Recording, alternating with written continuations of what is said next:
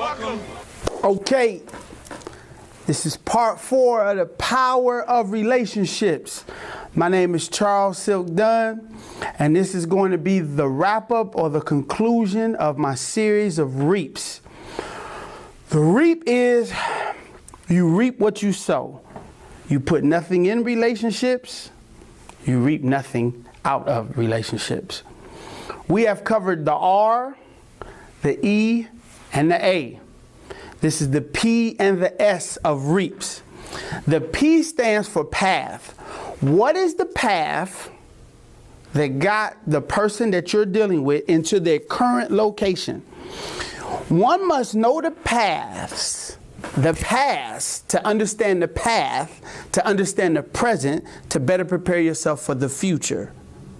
You see, everything that you do builds momentum for the next thing you will do. And everything that you don't do builds momentum for the next thing you won't do. You didn't catch that, did you?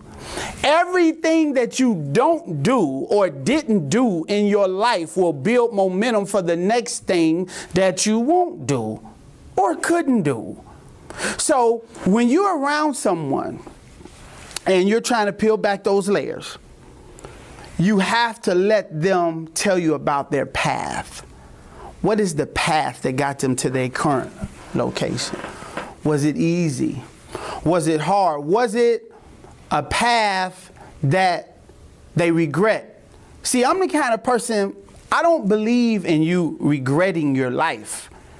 You have to realize, right? You have to believe in every step that you've taken in order to embrace that, to get all the nutrients and minerals out of your past to your path to understand where you're headed in your future. When you regret your past, you're regretting your path, which means you don't even believe in where you're standing. The only way that you can believe in where you are at, you have to embrace where you've been, even if it's elements of embarrassment. You have to embrace that because that's yours. Khalil Gibran, great philosopher, said something that was so profound. He said, a mother and a father having a child is like shooting a bow and arrow. He said they can make the choice if they want to shoot the arrow, but they have no say-so over where it lands. Do you know why? Let me tell you something. There's a lot of people out there that let family and the things, the decisions that loved ones have made distract you from your life, from your path. Let me give the world this awakening. No spirit belongs to another spirit. The spirit belongs to its path. When it has received its divine instructions from the divine constructor, that spirit has a purpose. It belongs to its path. So one of the key things that you want to embrace when you're talking to people is if they believe in the road that got them to where they standing. Even if you're not totally fulfilled in where you standing, believe in your journey. You will see when we go further into the You Created It episode that you have to own all the elements of your life in order for God to give you the power to change any of it. You got to own all of it. So when a person starts telling you about their path, listen. Because a person told me, well, man, Silk, I believe, man, that you're just confident because you've been winning. Okay? But I've come from a losing environment. And through the grace of God, I've learned to manipulate and transform energies to help me to be able to turn tragedy into triumphs.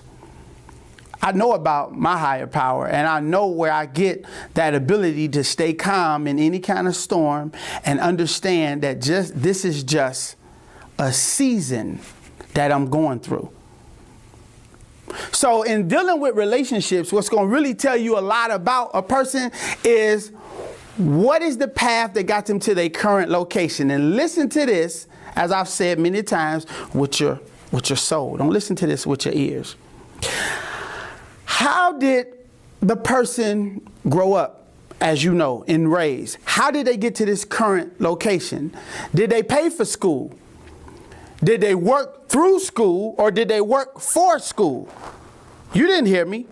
Did they work through school, or did they work for school? See, some people work and save money and put aside to go to school. Some people were able to multitask.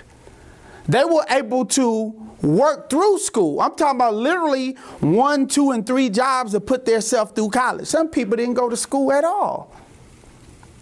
That doesn't make it bad or good until you factor all the elements of reaps. Because somebody can say, well, this person went to school, this person may be sharper. No, that person might be indoctrinated instead of educated. Yeah, that person may be so trapped into academics that they can't really see life. Because let me tell you the real thing about the path. When you grasp that a lot of people read books, and that's man's limited interpretation of life, you should never strive to just read books.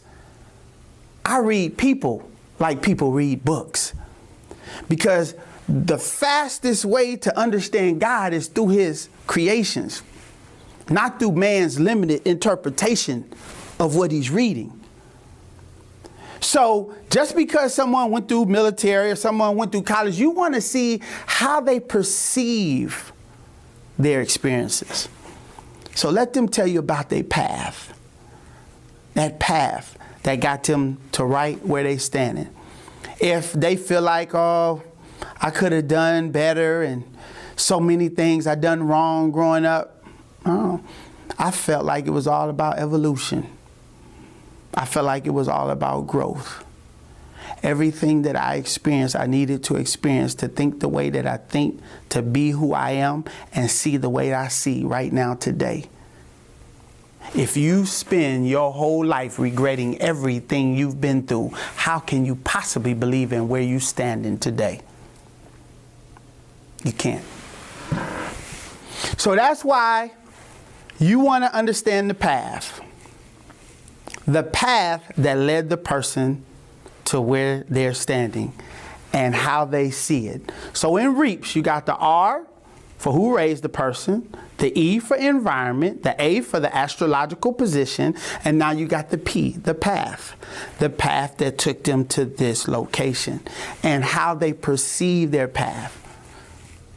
Just because they've been to jail or they've been to Yale doesn't mean anything. How they perceive that. Did they feel like they were being attacked? The world was against me. Oh, nobody want to see me shine. Everybody's hating on me. If you go through life seeing how everybody is against you on your path, then you got to know in this relationship, when there's questions, they're going to immediately think that you're second guessing them, that you're against them. You know why? Because everything you do builds momentum for the next thing you'll do. So let's move along to the last one. One of my favorites. Siblings. Listen from here. Where does the person place in the siblings? Are they the oldest? Are they the middle child? Or are they the youngest? What is the ranking? Also, what's the gender? Is it one girl and 3 boys? Because let me tell you something. If you're dating a female and she has 3 older brothers, 9 chances out of 10 she's going to be game tight. So come in with your cards playing up, because you're going to have your work cut out for you, because she's seen it all. The good thing is 9 chances out of 10 she may learn to minimize her gossiping, because you know how men are. But let's reverse that. I've seen a young man, he was from Savannah, Georgia, and I want all the women in the world to listen to this. Blew me away. He had all sisters, and I'm bigging up women and telling him, man, you got to respect women. I know you got a mother, you got sisters, woo woo. You know what he told me? Blew me away. Taught me something. He was 19. He said, hey, man, he said, Silk, no disrespect, I'll never kiss a woman on her lips. Huh? You'd never kiss a woman on her lips? He said, bruh, you a sharp brother, but ain't nothing you could tell me about a woman. He said, man, I got 3 sisters and 1 mom, and let me tell you something, Silk. I've heard my sisters lying to my mom. I've heard my mother lying to them. I've seen for years, man, one of my sisters had one dude upstairs, the phone rings, she'd be like, is that Tommy? Tell him I'm not here. He said he done seen one of his sisters. He said this guy was really good to his sister, got 2 kids by her. Dude went away to jail for 7 months. He said she cheated on him the whole time. Dude was crying. She wouldn't bring his kids up there to see him. So let me tell the world of women something. It's not only young, uneducated young men that raise boys that dog women. Women raise young boys that dog women. You know why? Because if you want to start seeing good young women and good young men in our communities and our neighborhoods in this country, start by being a good example. Because that one young man who don't respect women did not respect women because of men. He don't respect women because of women. And when he said that to me, I was just so blown back. I said, wow. Siblings have a lot to do. I attribute a lot of my survival instincts to my older brother, Dwight. He's 4 years older than me, and if I went out there and let somebody do something to me, I had to fight the kid, and then I had to come home and fight him. He's very responsible, very clean, so he didn't tolerate a lot of mess around in the house. So siblings, is someone the baby? Are they the only child? Are they the oldest? These factors weigh heavily. I mean heavily, because sometimes people like to be alone. Everybody that likes to be alone is not lonely, and then you call yourself infringing on their alone time when they might need that alone space. You don't know that their emotional identity reaps because they were an only child. They like to come in and get that alone time for 2 or 3 hours. They don't want you touching on them every day, all day. They might love you to death, and it has nothing to do with that, but it's the space that they're comfortable in. Siblings. Where does the person place? What kind of responsibility or accountability? Let me go back and say this.